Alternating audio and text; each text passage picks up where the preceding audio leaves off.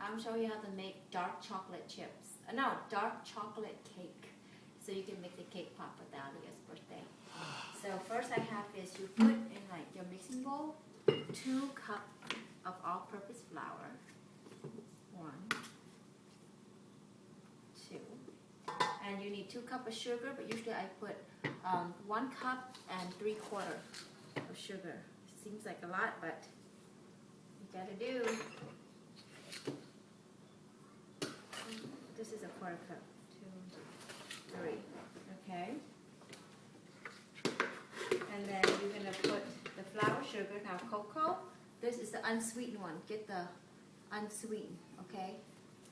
You don't want the sweet one. And you want a 3/4 cup of unsweetened cocoa. There you go. 1, 2. Has to be the powder. Yeah, 3. There's nothing left. Perfect. Okay. After that, you need 2 tablespoons of baking soda. 1, 2. And then 1 tablespoon of baking powder.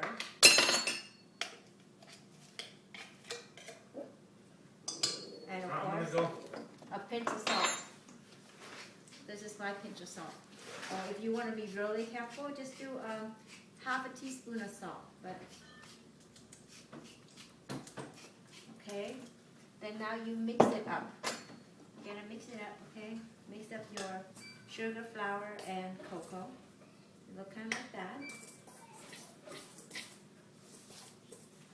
And then, okay, that really mix it up. Look at that.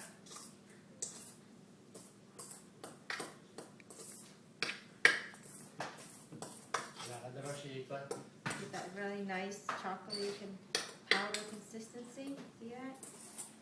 Gotta have that flour looking. Once you get that going, but sometimes there's still flour in the bottom. So make sure you mix it up. You have a nice cocoa look. Then you have the chocolate cake batter. Now you make a well in the middle of this. Make a well if you can. And you add in the rest of the stuff. You add in your 2 eggs. Okay, oh, well, actually, the first thing you do is add in 2 eggs in the middle. 2 eggs. And then you need to put 1 cup of coffee and 1 cup of milk. So usually I just put in here so I know how many cups. 1 cup of coffee. And 1 cup of milk. Okay. You pour it in here too. And you need a half a cup of oil. I forgot my cup. Half a cup of oil. You could use whatever oil you want. Usually I just do what I have, which is olive oil. And I use my olive oil. Okay. Pour it in. And most important ingredient of all is 2 teaspoons of vinegar.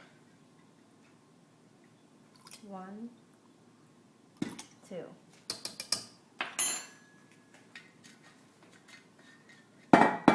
Okay. And if you ever wanted to make it, you want it mint chocolate, then add in 2 tablespoons of mint extract. Otherwise, this is all you need for dark chocolate. And you put it in your mixer. And you mix it for a good 5 minutes.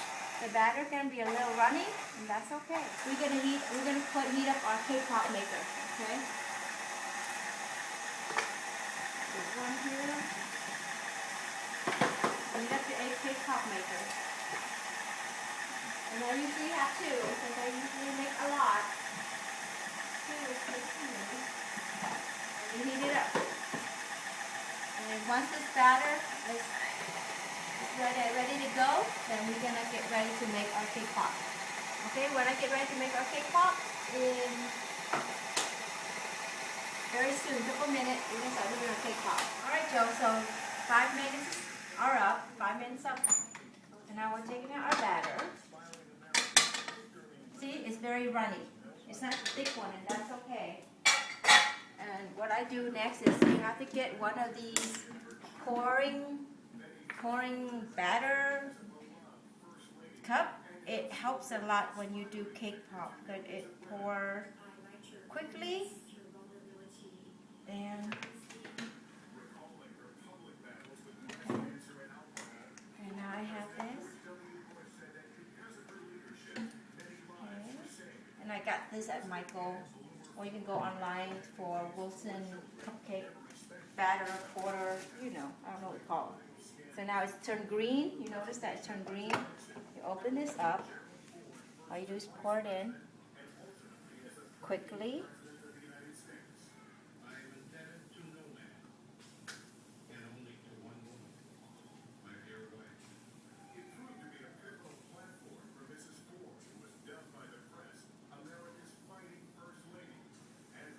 Yeah, quickly, and then you close it. And then you wait for 1 to 2 minutes. And I'm pouring on the other one.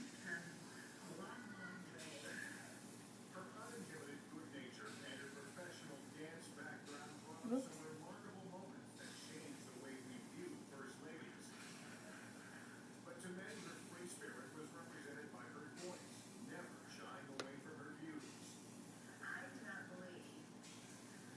So this cupcake pourer saved my life. It's fast and it's easy, and that's it until you wait a minute or two.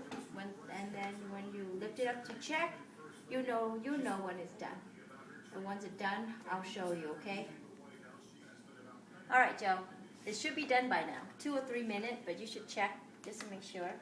When it's nice and fluffy like this, it's very good. But if you still need to be sure, I would say just get a toothpick and just poke through.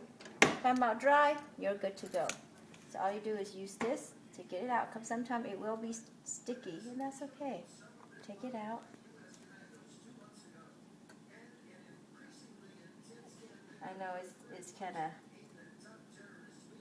but it will be fine. Once you cover in chocolate, it will be fine. It's kind of sticky. That's why they have this little handy nifty thingy. Okay. There. Yeah. Okay, just be careful. It's still hot. And of course, with this, it's good to, what I do afterwards, I have a little piece of paper. I just dip a little oil, very little. I kind of clean up all the stickiness in there. Be careful of your finger though, see? There's still some batter stick there. If you want to get it much off of it, then you have a nice smooth batter. After that, all you do is pour in your next batch. And then you're good to go again. Then, of course, every 2 minutes, check on it. So this thing is really good. Pourer. And since the batter is really liquidy too, so it's easy. And voila. And I have my little tray ready. It's still hot. But once it cools down, I have to get my popsicle stick.